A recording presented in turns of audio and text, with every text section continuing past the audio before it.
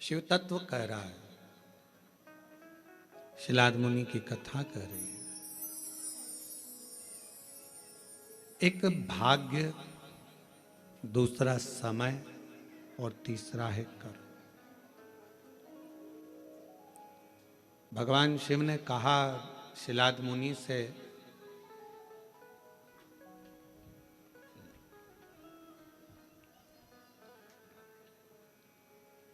हो सकता है कि तुम्हें कुछ प्राप्त करने में समय ज्यादा लगा हो, पर यह निश्चित है समय ज्यादा लगने पर भी यदि कुछ अच्छा मिल रहा है तो शिव की कृपा से वो अटल रहने वाला, हमेशा रहने वाला मिल रहा है।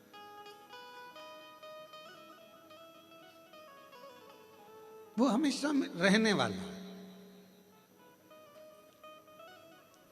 थोड़ा मेहनत करने के बाद अगर कोई चीज मिलती है ना तो वो थोड़ा टिकती है, रहती है। एकदम किसी को कोई चीज मिल जाती है तो वो उसका सम्मान करना भूल जाता है। धन था, एकदम मिल गया, बहुत संपदा मिल गई, शोहरत मिल गई, सत्ता मिल गई, वैभव मिल गया, तो वो इतना टिकेगा नहीं। एकदम जो मिला है वो ज्यादा टिकता नहीं। सीढ़ी दर सीढ़ी चढ़कर जो मिलता है, थोड़ा थोड़ा चढ़ते जाओ, आगे बढ़ते जाओ। अच्छा ईमानदारी से बोलो, एक पांव यहाँ रखोगे, एक पांव 4 सीढ़ी ऊपर रखोगे तो कहीं ना कहीं तो धक्का खाकर नीचे गिरोगे।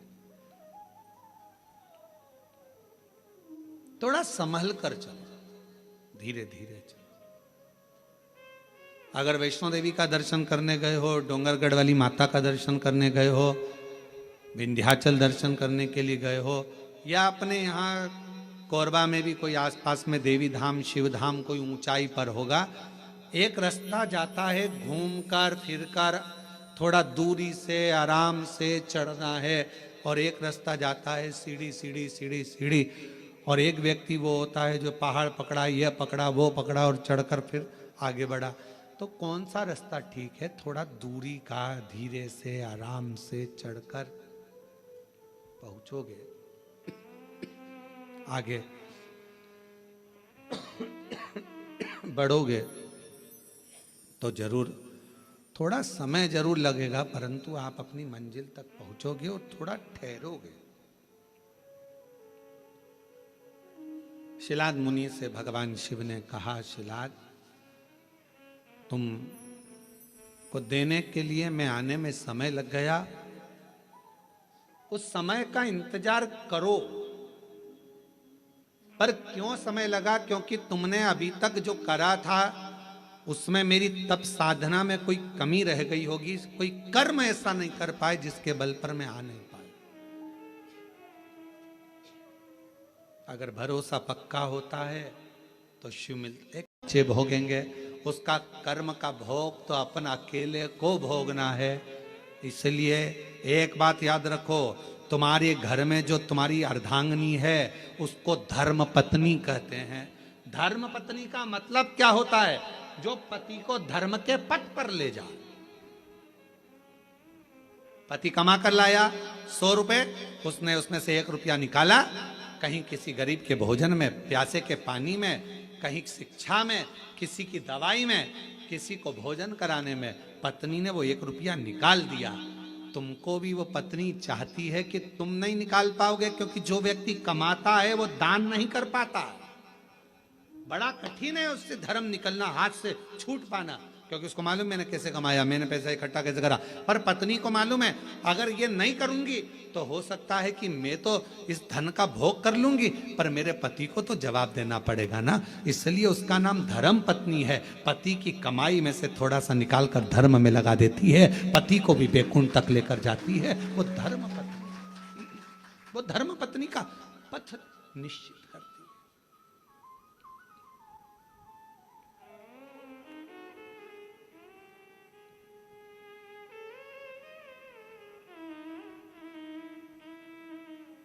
सलाह देती है अच्छी।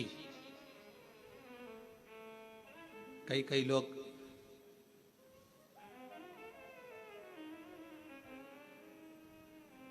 एक बहन जी अभी सियोर आई थी, वो कह रही थी, गुरु जी मेरे पति देव नहीं।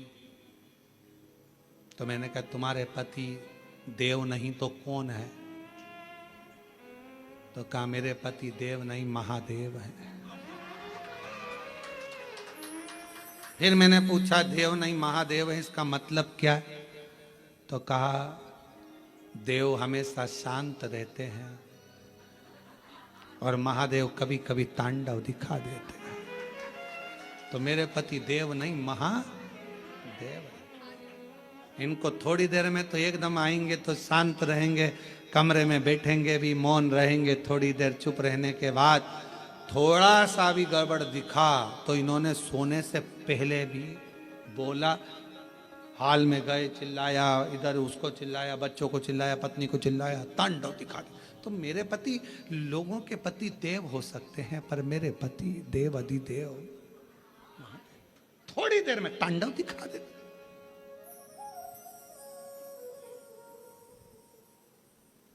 फिर पति पास में खड़ा था,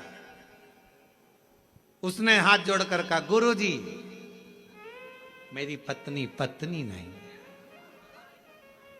मेरी पत्नी धर्म पत्नी है।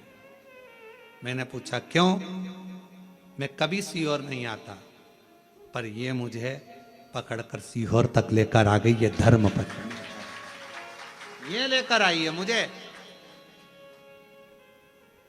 धर्म के पथ पर जो तुम्हें लेकर जाए, धर्म के पथ पर एक धर्म पत्नी का परिचय, धर्म पत्नी का लक्षण है। धर्म पत्नी का फर्ज होता है पति को धर्म का पथ दिखा देना, पति को धर्म का मार्ग दिखा देना, धर्म पथ की ओर लेकर जाना। शिलाद मुनि ने पूछा कि आपने आने में देर लगा दी। शिव जी ने कहा 3 चीजें हैं, भाग्य, समय और कर्म।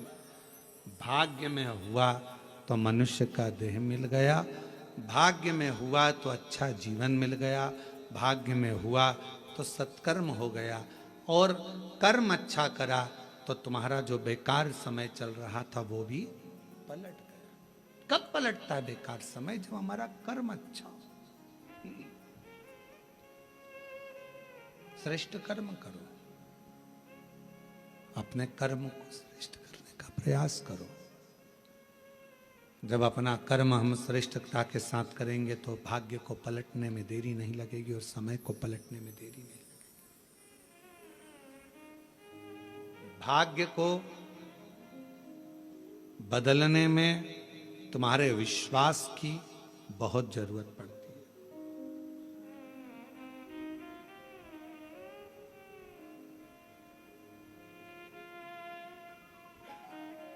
5 चीजें प्रारब्ध से प्राप्त होती है। पूर्व में जो तुमने अच्छा करा होगा तो 5 चीजें मिलती है। पहले नंबर पर धन तुम्हारा पूर्व में किए गए पुण्य से मिल जाता है, प्रारब्ध से मिल जाता है। दूसरे नंबर पर है सत्ता।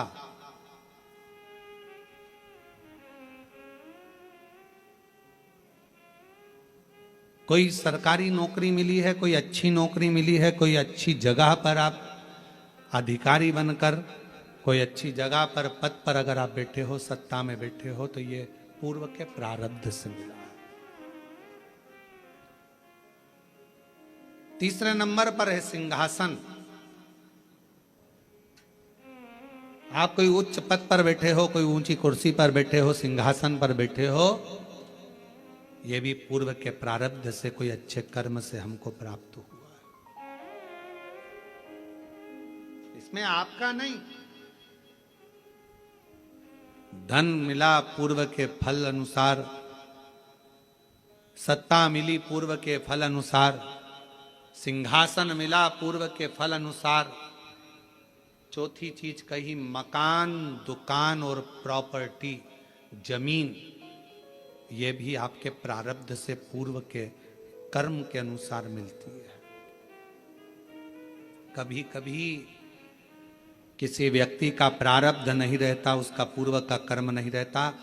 पिताजी के पास में करोड़ों, 5 एकड़ जमीन वहां, 10 एकड़ जमीन वहां, 15 एकड़ जमीन वहां, 25 एकड़ जमीन वहां, बड़ा बड़ा बंगला, बड़ी बड़ी प्रॉपर्टी, और बच्चे का प्रारब्ध नहीं है, किस्मत नहीं है, तो वो बड़ा होते होते उसकी पूरी प्रॉपर्टी बर्बाद हो जाती है। मकान, दुकान, बंगला सब समाप्त हो जाता है। और ये आप अपने आसपास के मोहल्ले में, क्षेत्र में, कॉलोनी में, रिश्तेदारों में, नातोदारों में देख सकते हो। अगर प्रारब्ध में नहीं है तो वो बर्बाद हो जाएगा, मिलेगा ही नहीं। बाप ने भले जोड़ी हो, पिता ने भले जोड़ी हो, और अगर तुम्हारे प्रारब्ध में है, तुम्हारे किस्मत में है, तुम्हारे पूर्व के कर्म तुमने करा है, तो एक प्लाट नहीं, 2 प्लाट नहीं, मकान नहीं, दुकान नहीं, सब कुछ बढ़ता चले जाएगा। भरे तुम्हारे पास में धन है कि नहीं है, पर धीरे धीरे संपदा, प्रॉपर्टी, दुकान, मकान, ये सब बढ़ेगा। ये प्रारब्ध से।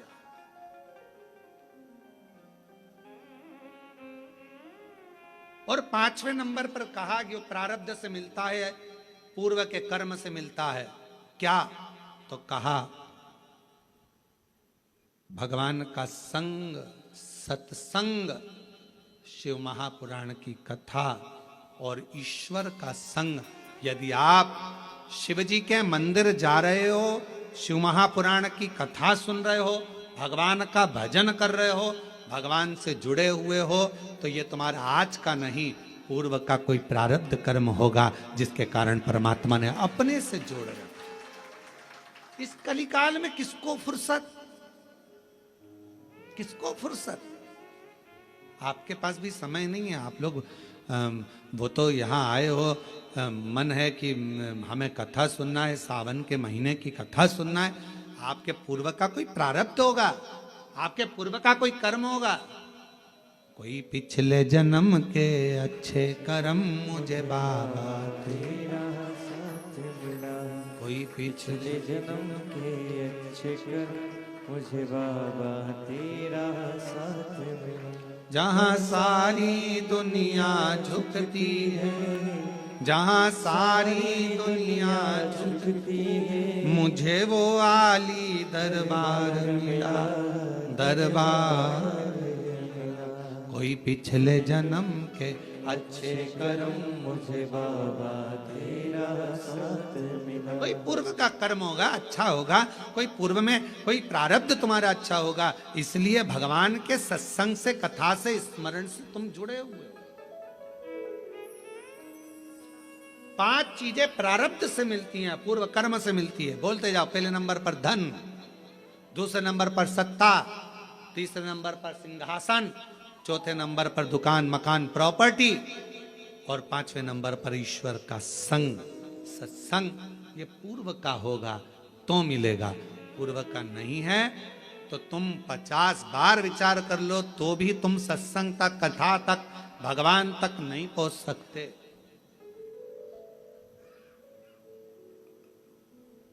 बहुत मुश्किल।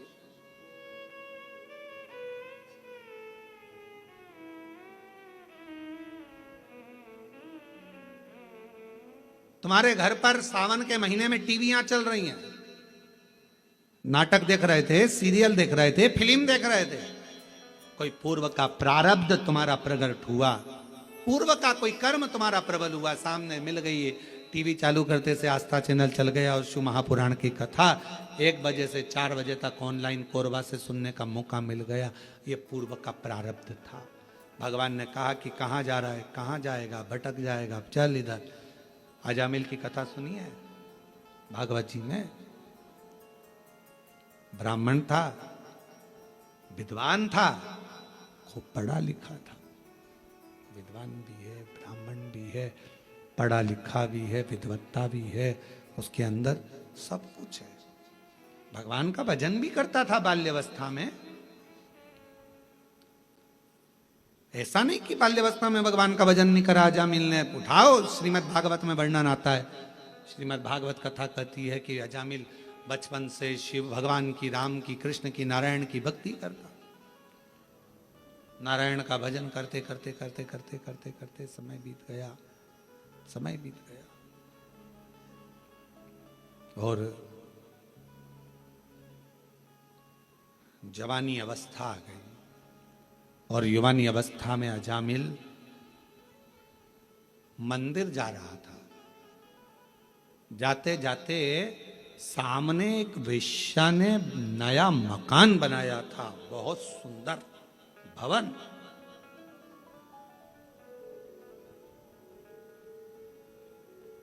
ध्यान गया।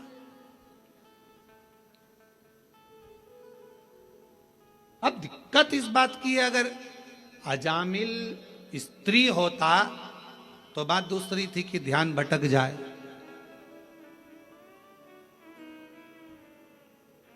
एक बहुत शातिर चोर था, बहुत शातिर।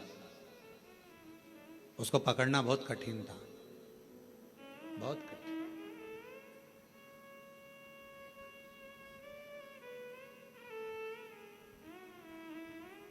उसको पकड़ना बहुत कठिन था। पर एक पुलिस वाले ने कहा कि मैं चोर को पकड़ सकता हूं।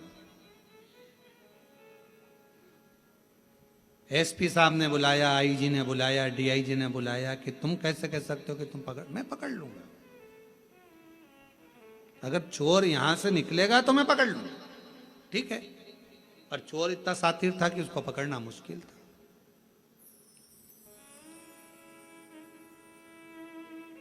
अब वो चोर ने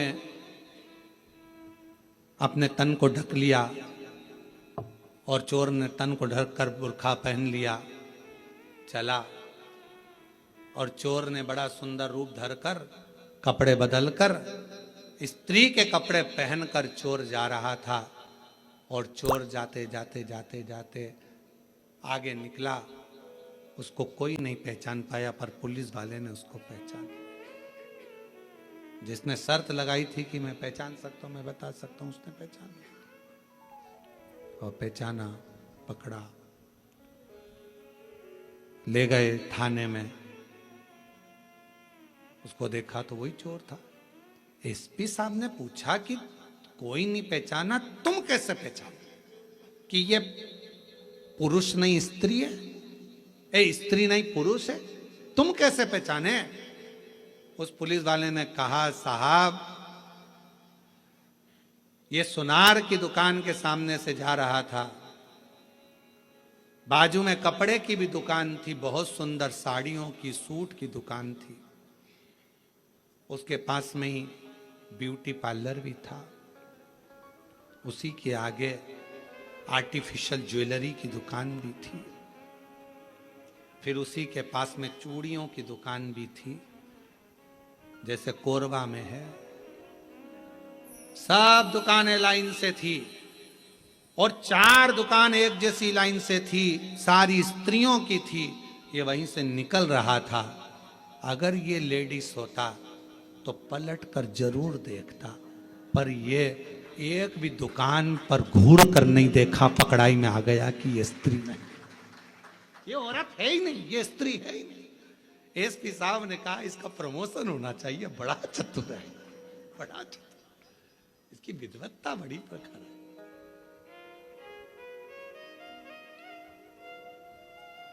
अब अजामिल ब्राह्मण है, अच्छे कुल का है, अच्छी जगह का है, भगवत भजन करने वाला, स्मरण करने वाला, मंत्र जाप, नाम जाप करने वाला, भगवान नाम का कीर्तन करने वाला, भगवत स्मरण करने वाला, मंत्र जाप करने वाला। और वो अजामिल निकल कर जा रहा है और अजामिल का ध्यान चले गया एक वेश्या ने जो भवन बनाया उसकी ओर। बड़ा सुंदर भवन था। अब अजामिल की चित्तवृत्ति में मंदिर जाते जाते अजामिल ने विचार करा कि भवन इतना सुंदर अगर वेश्या ने बनाया है तो वो कितनी सुंदर होगी, उसको एक बार तो देखूंगा। अब रोज मंदिर जाता और रोज 5 मिनट खड़ा होके वेश्या को देखने के लिए ताकता रहता, पर वेश्या भी निकल कर बाहर नहीं आती। 4 दिन 5 दिन निकल गए। अब ये मंदिर लेट जाता, 9 बजे जाने वाला 10 बजे हो गया, 10 से 11 बजे हो गया, 11 से 12 बजे हो गया, 12 से 1 बजे हो गया। मकान ताकता रहता। बस जैसे अजामिल की कथा वैसी अपनी कथा। अपन भी 9 बजे जाते थे, 8 बजे, 7 बजे जाने वाले, 6 बजे मंदिर जाते, 7 बजे जाते। कभी कभी मकान को ताकने के चक्कर में झाड़ू लगाना, पोछा लगाना, मेहमान आ रहे, चाकरी आ रही, ये हो गया वो हो गया, 9 बजे जाओ, 9 बजे से 10 बजे। अब मेहमान घर में आ गए, काम इतना सारा पड़ा, 11 बजे मंदिर जाऊंगी, 11 बजे भी टाइम नहीं मिला तो 12 बजे जाऊं, 12। भगवान भी समझ गए अजामिल का मकान और तेरा मकान बराबर हो गया। देखा, निकल कर लिया। और एक दिन अजामिल ने विचार कर लिया कि अब तो कुछ भी हो जाए, इसको देखे बिगर मंदिर नहीं जाऊंगा। भगवान मन में सोचे, इतनी जिद तू मुझे देखने की पकड़ लेता तो वो वेश्या का मकान जैसा 4 बंगला मैं तेरा बना देता, पर तूने मुझसे नैन नहीं मिलाए, दूसरे से मिलाने की चाह रखी है। दूसरे से तू मुझसे नैन नहीं मिलाए। प्यार करो तो ऐसा करो, उससे करो जो मोबाइल का बैलेंस तो डलवा दे।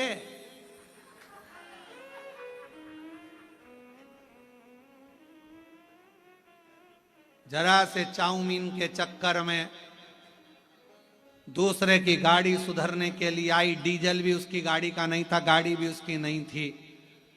और मेरे सनातन धर्म की बेटियां लव जिहाद का शिकार हो जाती हैं।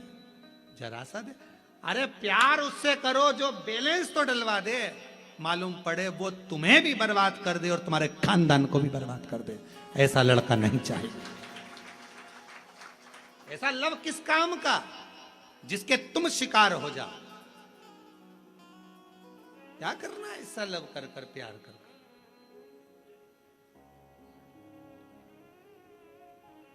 नैन लड़े त्रिपुरारी से मैं उनकी हो गई, नैन लड़े त्रिपुरारी से मैं उनकी हो गई। मेरे मन में नहीं है धीर सखी, मैं काशी जाऊंगी। मेरे मन में नहीं है धीर सखी, मैं काशी जाऊंगी। काशी जाऊंगी मैं, बनारस जाऊंगी।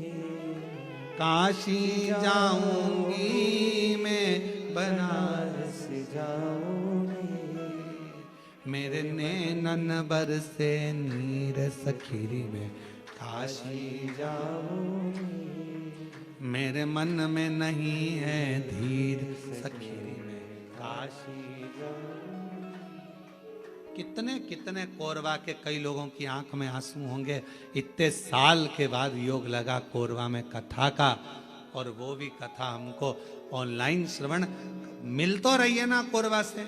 इतनी खुशी मनाओ, आंख में आंसू नहीं, प्रसन्नता होना चाहिए कि ऑनलाइन तो मिल रही है ना, प्रसन्नता। और छोड़ दिया मैंने खाना पीना तेरी याद में, छोड़ दिया मैंने खाना पीना तेरी याद में। मेरे मन में नहीं है धीर सखी, में काशी जाऊंगी। काशी जाऊंगी मैं, बनारस जाऊंगी। ओ काशी जाऊंगी मैं, बनारस जाऊंगी। मेरे मन में उठे है पीड़ सखी, मैं काशी जाऊंगी। मेरे मन में उठे है पीड़ सखी, मैं काशी जाऊंगी। मैं जाऊं भगवान के मंदिर, अब जब ही जाऊंगा जब उस वेश्या को देख लूंगा। मकान इतना सुंदर है तो वेश्या कितनी सुंदर। कभी कभी मन में आना चाहिए, तेरी सृष्टि इतनी सुंदर है तो मेरे शंभु तू कितना सुंदर होगा। तुझे देखने की चाह जगे, शिव को देखने की चाह जगे, भगवान शंकर को देखने की चाह जगे।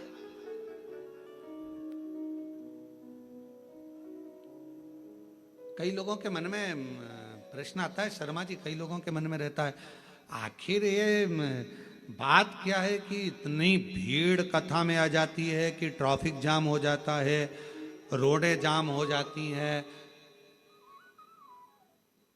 आखिर ये शिव पुराण में ऐसा क्या है? महाराज तो कई लोग तो देखने के लिए आते कि महाराज आखिर है क्या। अब उनको बताना पड़ता है महाराज के सिर पे सींग नहीं है, ना महाराज कथा करता है, कथा तो स्वयं देव अधिदेव महादेव करता है। और कथा सुनने वाले भी तुम नहीं हो, कथा सुनने वाला भी शिव है, और कथा करवाने वाले यजमान नहीं, स्वयं शंकर और पार्वती का रूप है। सामर्थ्यता किसी की नहीं, आप और हम कुछ भी नहीं। उसने जिद पकड़ ली, वेश्या को देखूंगा। 4 दिन हो गए वेश्या नहीं निकली, 5 दिन हो गए मंदिर छूट गया वेश्या के चक्कर में।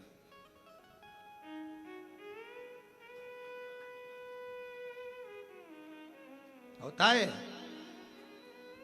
कई बार घर में धन रखा रहे, पैसा रखा रहे, तो घर में धन पैसा रखा रहता है तो कोई लोग बोल के, मम्मी घर छोड़ के मत जाना, थोड़ा सामान पड़ा हुआ है।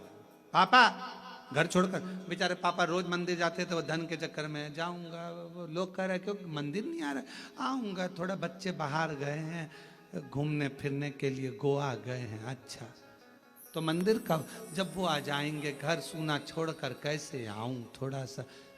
अब एक बार अगर देख लूं, 4 दिन निकल गए वेश्या नहीं दिखी, 5 दिन निकल गए वेश्या नहीं दिखी, 6 दिन निकल गए, 10 दिन निकल गए वेश्या बाहर नहीं निकली, 15 दिन निकल गए वेश्या नहीं निकली, मंदिर ही नहीं जाता। 1 महीने के बाद वेश्या अपने कक्ष से छत के ऊपर आई। इस अजामिल ने उस वेश्या को देखा और मन में सोचा कितनी सुंदर है, इसको तो मैं अपनी अर्धांगिनी बनाऊंगा, पत्नी। वेश्या का संग कर लिया। अब मंदिर नहीं जाता, अब तो वेश्या हमेशा फूल लेके मंदिर जाता, तब फूल लेके वेश्या।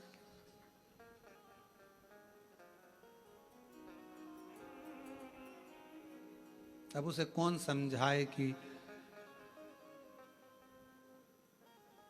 पहले मंदिर में फूल चढ़ाता था तो तेरे फूल को वो स्वीकार कर कर तुझे ब्यूटीफुल बना देता था। अब कौन समझाए कि वेश्या के जूड़े में लगाकर फूल तू ब्लेडी फूल हो गया। अब कहां तू ब्यूटीफुल था, कौन समझाए तेरे को। फूल वही है, बस एक लाइन बदल गई, इधर जाना था पहुंच गया उधर, गलत मार्ग की ओर चला गया। वैश्या के साथ रहने लगा, दिन रात 24 घंटे रहता।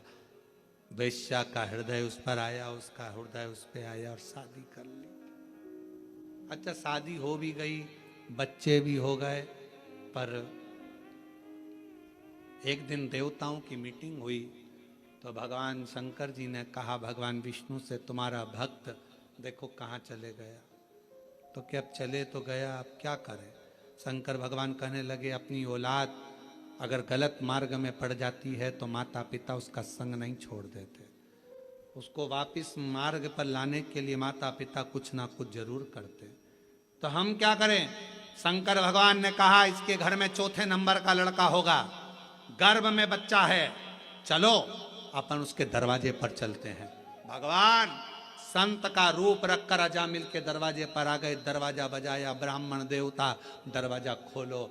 अजामिल ने दरवाजा खोला, कहा मैं ब्राह्मण तो हूं पर मैंने वेश्या से शादी करी है, इसलिए लोग मेरे घर में नहीं आते, ब्राह्मण संत मेरे यहाँ नहीं आते।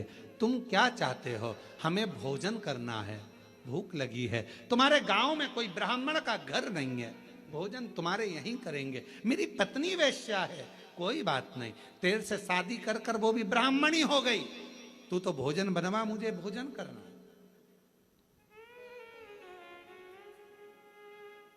अजामिल कहने लगे भोजन तो करा दूंगा, मना नहीं है, पर दक्षिणा नहीं दूंगा 1 रुपया भी।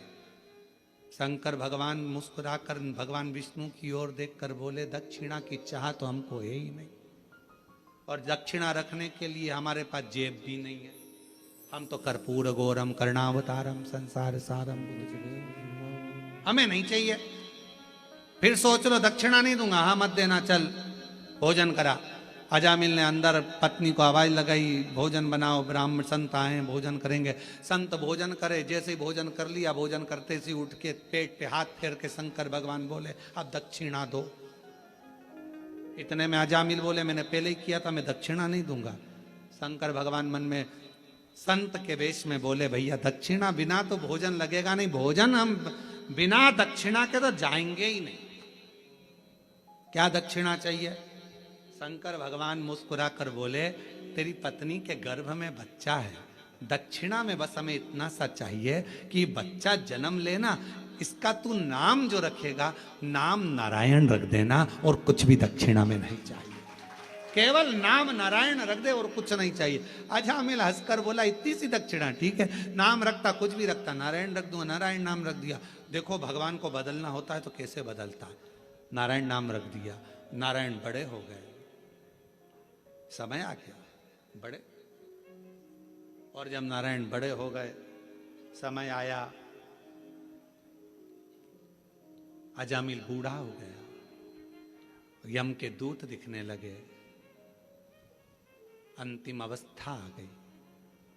देखकर दूतों को घबराने लगा, बेटे से प्रेम बहुत था तो आवाज लगाने लगा, बेटा नारायण, बेटा नारायण, बेटा नारायण जल्दी आ। नारायण नारायण नारायण नारायण पुकारने लगा। जैसे पुकारा, बेटा नारायण तो नहीं आया, पर वो विष्णु भगवान नारायण जरूर आ गए और उसका उद्धार कर कर चले, उद्धार कर कर। भगवान अगर कृपा करता है तो कैसे? हमारे पूर्व का प्रारब्ध, हमारे पूर्व का कर्म हमको परमात्मा के करीब में लेकर जाता है। याद रखना, ईश्वर का संग मिल रहा है, कथा मिल रही है, मंदिर जा रहे हो, मंदिर में एक लोटा जल चढ़ा रहे हो, समझ लेना हमारे पूर्व का कर्म अच्छा था, भगवान के करीब में पहुंच गए।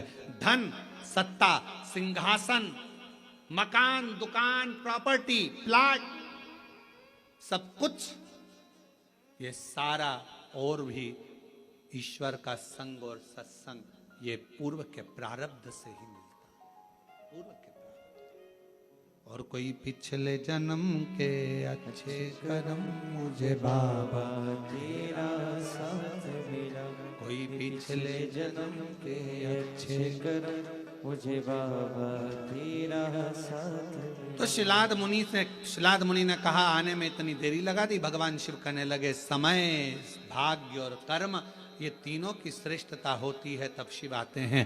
शंकर भगवान ने शिलाद मुनि को पुत्र होने का वर दे दिया, बेटा होने का वर दिया, और कहा बेटा भी होगा तो मेरी सेवा करेगा, मेरे लिए जन्म लेगा, मेरा ही अंश होगा। शिलाद मुनि के यहाँ जो पुत्र ने जन्म लिया उसी का नाम नंदीश्वर हुआ, वही नंदी। श्रावण मास की यह पवित्र शिव महापुराण की कथा कर रही है।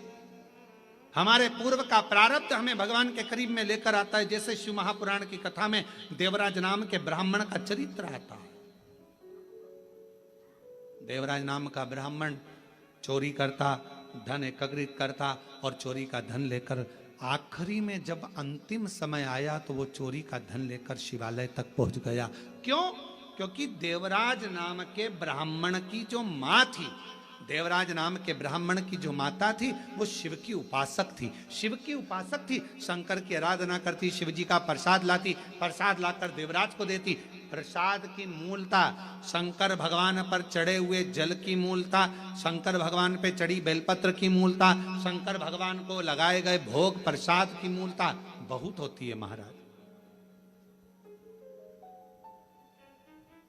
हमने कई बार देखा है कथाओं में, जब किसी का पत्र पढ़ते हैं और वो बेलपत्र लेकर जाता है ना, तो कई माताएं भाई उसका हाथ में जो बेलपत्र रहता है उसका भी प्रणाम करती हैं कि ये शंकर का प्रसाद जा रहा है।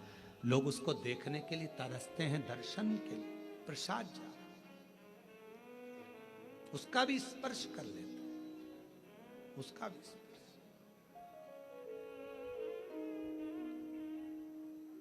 देवराज नाम का ब्राह्मण उस देवराज नाम के ब्राह्मण का कोई पूर्व का प्रारब्ध जो उसकी माता, और आपसे भी निवेदन है, जैसे देवराज की माता रोज मंदिर जाती है, थोड़ा सा जल लाती है, छींटती है आंगन में, अपने भवन में थोड़ा सा जल लाकर सब बच्चों को देती है, नहीं पीते तो उनकी पानी, हम तो कहेंगे आपके बच्चे स्कूल जाते हैं, थोड़ा सा पानी आप अगर शिव जी पे चढ़ा हुआ जल लाते हो ना, तो उसमें से 2 बूंद जल उसकी बोतल में भी डाल दिया करो, ऐसे नहीं पिएंगे तो ऐसे तो पिएंगे। अपने बच्चों को सतमार्गी बनाना है, हमें थोड़ा विवेक श्रेष्ठ करना है। एक छोटी सी गोली पेट के दर्द को ठीक कर देती है, एक छोटी सी गोली सिर के दर्द को ठीक कर देती है, तो एक बूंद जल शंकर का चढ़ा हुआ, एक बूंद जल अगर बच्चों को पिलाया जाए तो उसका भाग्य का भी श्रेष्ठता उत्पन्न कर देते हैं। और ज्यादा नहीं तो सावन के महीने में तो नियम बनाओ, बच्चों को रोज मंदिर भेजो। जितने भी शिव भक्त कथा को सुन रहे हैं ऑनलाइन, शिव महापुराण की कथा को श्रवण कर रहे हैं, सावन के महीने में कोरबा से इस पवित्र कथा का लाभ ले रहे हो छत्तीसगढ़ से, तो निवेदन कहूंगा नियम बनाओ कि हम अपने बच्चों को मंदिर तक जरूर भेजें। श्रावण के महीने में शिव की आराधना में लगा जरूर भेजें। देवराज नाम का ब्राह्मण शिवालय में गया, चोरी का धन था, आवाज आ रही थी तेज, बाहर निकल कर आ गया, बेलपत्र के वृक्ष के नीचे बैठा और बैठने पर उसके प्राण छूट गए। प्राण छूटे तो वो भगवान शिव के धाम चले गया। क्यों?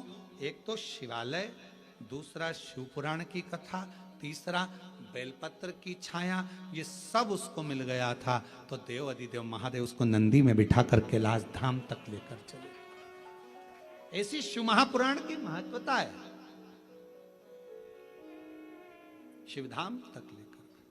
और कोई पिछले जन्म के अच्छे कर्म मुझे बाबा तेरा साथ मिला, कोई पिछले जन्म के अच्छे कर्म मुझे बाबा तेरा साथ मिला। जहाँ सारी दुनिया झुकती है, जहाँ सारी दुनिया झुकती है, मुझे वो आली दरबार मिला, दरबार।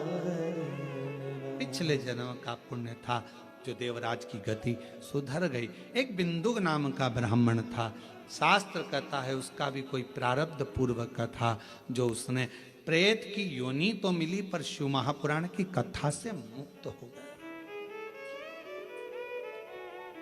उसकी पत्नी बड़ी भटकी थी मार्ग से, फिर मार्ग पर आई। बिंदु पानी में डूबकर मर गया। चंचुला काशी में गई और अपने प्राण त्यागे, शिवधाम में गई, पार्वती जी की सहेली बन गई। मौन रहती थी, बैठी रहती थी, चुप। पूछा पार्वती जी ने, क्या बात है, तुम मौन रहती है, चुप रहती है, हुआ क्या? क्या हुआ? चंचुला ने कहा, पति का मोक्ष नहीं हुआ, वो प्रेत योनि में पड़ा हुआ। पार्वती जी ने कहा, उसके लिए शिव महापुराण की कथा करो। देव ऋषि नारद के पास गई तो नारद जी ने तुमरुका जी के पास भेज दिया। तुमरुका जी ने शिव महापुराण की कथा का रस तत्व ग्रहण कराया। भगवान शिव और पार्वती जी ईसर गोरा बनकर पधार रहे हैं। ईसर गोरा बनकर शिव और पार्वती ने यजमान पद ग्रहण कर कर कथा का लाभ लिया। और स्वयं चंचुला देवी उस कथा का रस तत्व तुमरुका जी के मुख से श्रवण करती है। कथा का लाभ आस्था चैनल, सोशल मीडिया आदि पर श्रवण कर अपने जीवन को धन्य बनाए और प्रेम से इस कथा को लाभान्वित हों और अपने जीवन को सार्थकता, आनंदता प्राप्त करें। ईसर जी गोरा जी का दर्शन किया। एक बार जोरदार ताली बजाकर ईसर गोरा जी का दर्शन भाव।